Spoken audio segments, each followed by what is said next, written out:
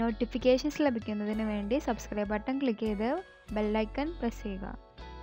ഇന്ന് നമ്മൾ ഉണ്ടാക്കാൻ പോകുന്നത് മുളപ്പിച്ച പയർ കൊണ്ടുള്ള ഒരു തോരനാണ്.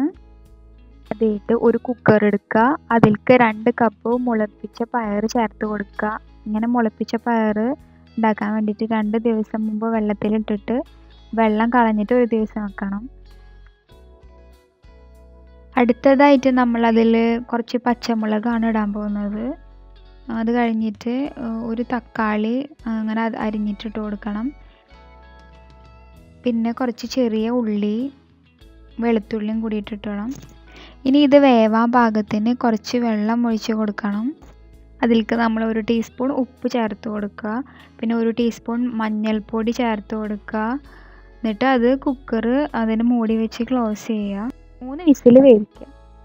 അടുത്തതായിട്ട് നമ്മളൊരു ചട്ടിയിൽ കുറച്ച് വെളിച്ചെണ്ണ ചൂടാക്കുക.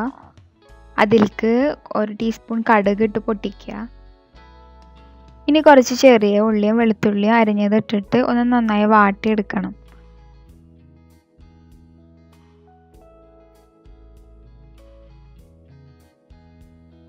ഇതിലേക്ക് കുറച്ച് പച്ചമുളക് അരിഞ്ഞതും അതുപോലെ തന്നെ കുറച്ച് കറിവേപ്പിലയും കൂടിയും ചേർത്ത് കൊടുക്കും.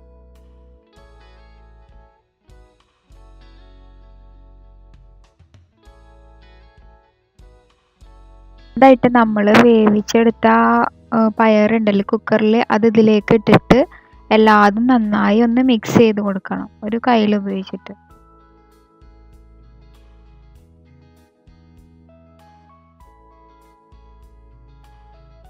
ഇനി ഒരു 5 മിനിറ്റ് നമ്മളത് മൂടി വെച്ചിട്ട് ഒന്ന് ആവിയിൽ വേവിക്കുക. അങ്ങനെ നമ്മളുടെ മുളപ്പിച്ച പയർ കൊണ്ടുള്ള ഉപ്പേരി തോരൻ ശരിയായിട്ടുണ്ട്. ഇതെല്ലാവരും വീട്ടിൽ ട്രൈ ചെയ്ത് നോക്കുക. ഇത് ഭയങ്കര ഹെൽത്തി ആയിട്ടുള്ള ഒരു റെസിപ്പിയാണ്.